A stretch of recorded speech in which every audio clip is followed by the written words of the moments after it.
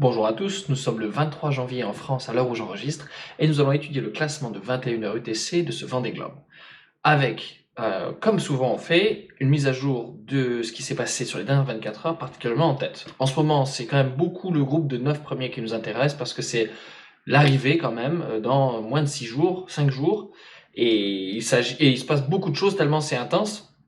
Donc, je veux dire, il se passe beaucoup de choses parce que c'est très intense, parce que les écarts sont extrêmement faibles, et les bateaux tous un petit peu différents, et les marins prenant des choix un peu différents. Donc sur les dernières 24 heures, je dirais qu'il y a deux bateaux qui ont fait une option intéressante, un peu le même genre d'option bien sûr, parce que c'est un peu la chose qu'il y a à faire. C'est un peu plus au nord, c'est rallonger un petit peu la route, prendre un peu plus au nord pour aller chercher plus de vent, ou comme Lingtard par exemple, Thomas Ruyant qui a pris au plus court. Le risque de prendre le plus court, c'est de passer très proche de la bulle d'anticyclonique ici et donc d'avoir moins de vent. Et c'est ce qui est prévu de se passer. Après, localement, il peut y avoir des moments où le vent peut être bon en bordure et le marin peut faire la différence grâce à ça. Mais statistiquement, il y a de bonnes chances que plus on se rapproche de la zone anticyclonique ici, moins on a de vent en moyenne. Et donc, les modèles nous indiquent que c'est ça qui va se passer, et l'option de Maître Coq et surtout de Maître Coq, en fait, Yannick Bestaven va faire on va voir une belle mise à jour là-dessus. Enfin, il fait un bon deal. Et puis Boris Herrmann qui continue sur cette option un peu plus nord qu'il a fait ici sur les dernières 24 heures. On peut voir cependant que localement, c'est pas forcément ça qui se passe. C'est encore une fois un problème. Normalement, les marins devraient trouver plus de vent. Si on regarde Louis Burton de manière consistante, depuis les 24 dernières heures et même les 2 ou 3 derniers jours, va plus vite que Apivia. Il fait 17 nœuds de moyenne sur les 24 dernières heures, pendant que Apivia, Charlie Darlin, en fait 15.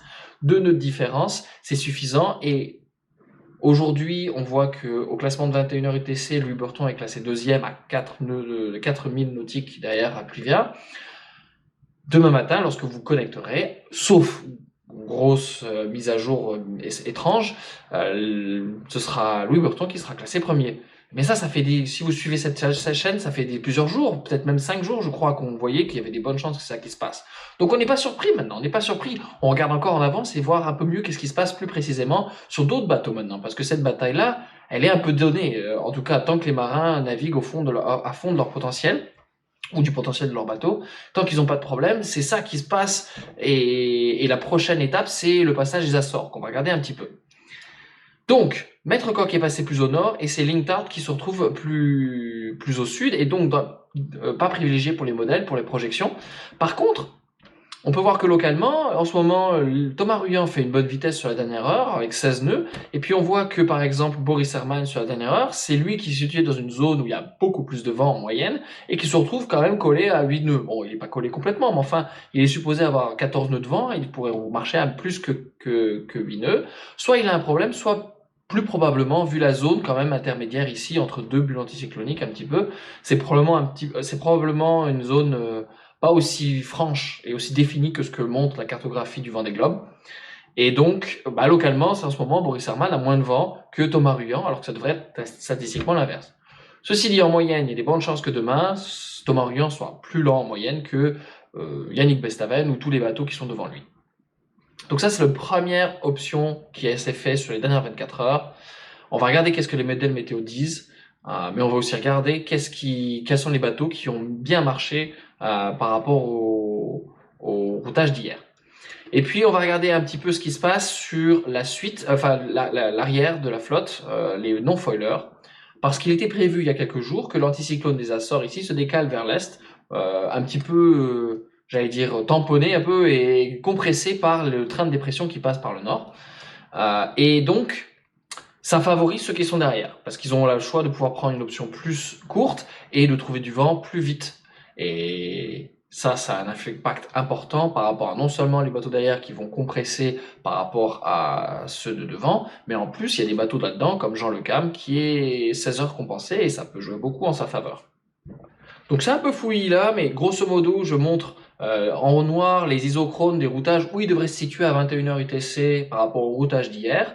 J'utilise des polaires, encore une fois, que j'ai utilisé tout le long du Vendée Globe et qui en moyenne étaient assez précises, que j'ajustais un petit peu dans le sud, notamment je réduisais un peu la proportion, les bateaux ayant gardé pas mal sous le pied dans le Grand Sud. Puis en ce moment, les polaires, de manière consistante, pessimistes, et les bateaux vont plus vite que ce qui est annoncé, que ce que ma polaire prédit.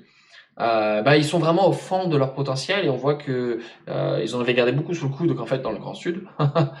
Parce que de manière consistante, tous les jours, ils battent la polaire. Là, ils l'ont battu vraiment beaucoup. Tous les bateaux ont battu de 5 à 7 heures. C'est beaucoup, beaucoup, beaucoup. C'est parmi les plus grandes erreurs que j'ai typiquement sur 24 heures.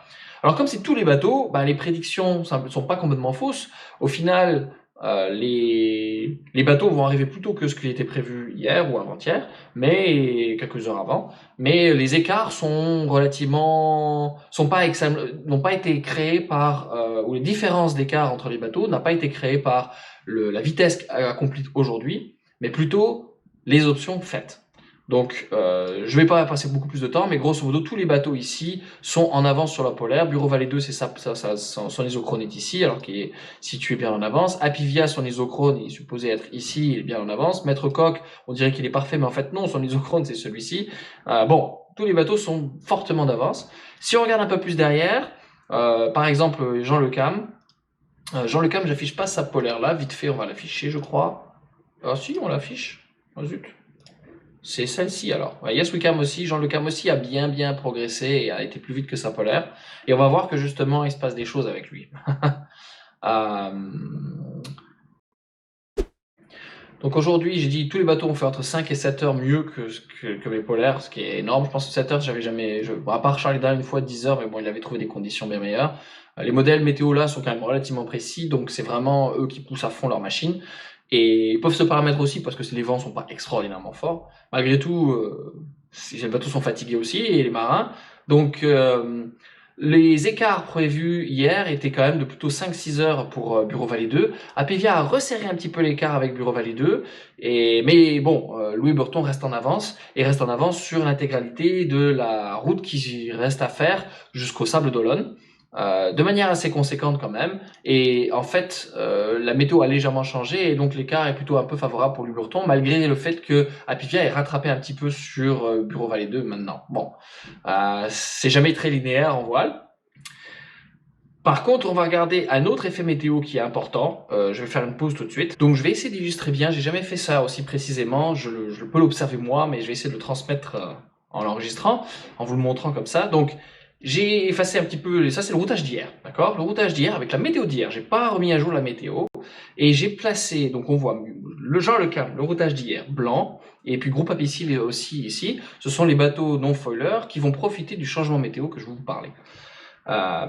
Il est subtil, mais il existe. Donc hier, il était prévu que Jean Le Cam touche cette zone de vent juste à la bordure là jaune, donc qui est à peu près 20 nœuds de vent, 15 nœuds de vent en fait, aux alentours du 23 janvier à 21h45. Et si on regarde en plus et on lit la météo d'une heure par heure, on voit que la zone, en fait, il faudrait que je remonte un petit peu en arrière, mais on voit doucement que la zone de vent a tendance à remonter un peu vers le nord. Alors c'est pas extrêmement clair, mais malgré tout, vous voyez, on voit doucement que dans cette zone-là et dans cette zone-là, le gradient de vent fort est moins marqué, pas très marqué.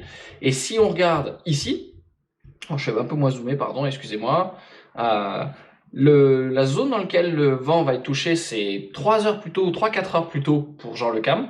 Alors ça peut être dû simplement au fait qu'aussi il a avancé plus vite aujourd'hui. Donc ça, je suis d'accord. Mais par contre, quand on lit la météo un peu à la suite, la zone de vent plus fort ne se décale pas autant vers le nord, et donc leur permettant d'avoir des vents stables plus vite, et plus longtemps en fait, plus longtemps. Et ça joue beaucoup sur la suite, notamment parce que la météo après est plutôt favorable pour eux. Et donc, ça va changer pas mal sur les projections qui vont être faites par le nouveau routage, de l'heure d'arrivée de Jean Le Cam, Groupe Apicile, Omia. Ils vont beaucoup plus se rapprocher des leaders devant eux. Et donc, on va regarder ça maintenant.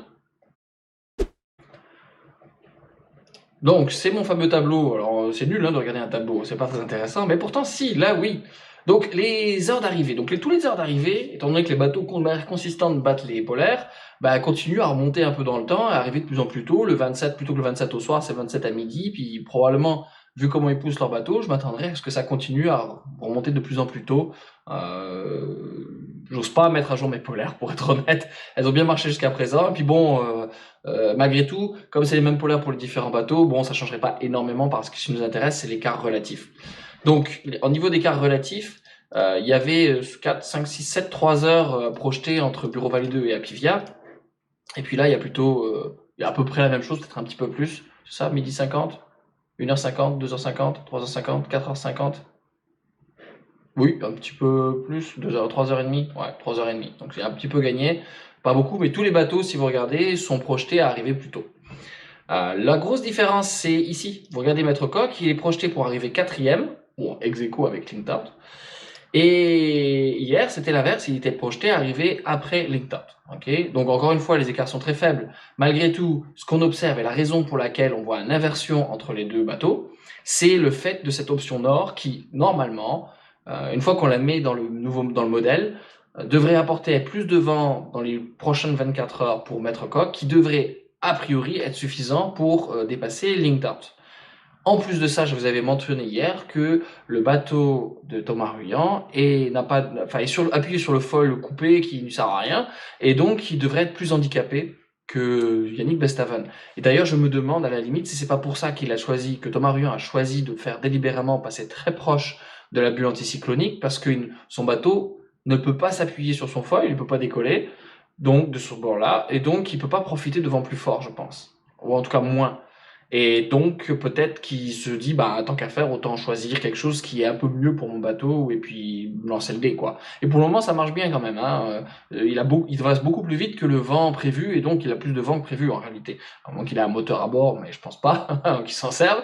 Donc, mais bon, a priori dans les modèles, clairement, l'option de Yannick Bestaven pour passer plus au nord devrait lui permettre de passer devant LinkedOut, malgré le fait que pour le moment, j'utilise la même polaire pour les deux bateaux.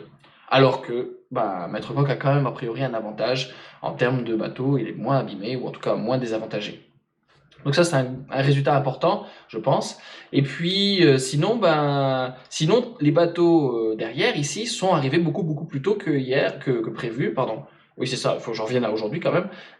Les bateaux ici sont arrivés, vous voyez, le 28, mais quasiment juste à 1h du matin pour Apicil, alors qu'il était annoncé pour 6h du matin, donc ça fait 4-5 heures de gagné. Et c'est un peu pareil pour Yes We Can. Tous les bateaux à l'arrière ici profitent de cette météo un peu meilleure, pour eux. Donc ça a une influence sur la suite. Voilà, donc ça c'est mon tableau, la même chose que les heures d'arrivée scratch, mais par contre compensé. Donc bien sûr le classement n'est pas le même parce que les écarts sont proches. Donc Maître Coq et Sea Explorer, Boris Herman et Yannick Bestaven et Boris Herman sont toujours les deux premiers en compensé a priori, avec un écart sensiblement le même qu'hier. Ils sont juste plus tôt, parce que tout le monde va plus vite, donc tout le monde arrive plus tôt. Et puis bon, en compensé, bien sûr, on arrive encore avant qu'on est arrivé. Bon, c'est un peu con ce que je dis. Mais le plus intéressant, surtout, donc ça à ce niveau-là, il n'y a pas trop de changements. Le grand perdant, c'est LinkedOut, qu'on vient de voir, hein, qui était donc perdu une place.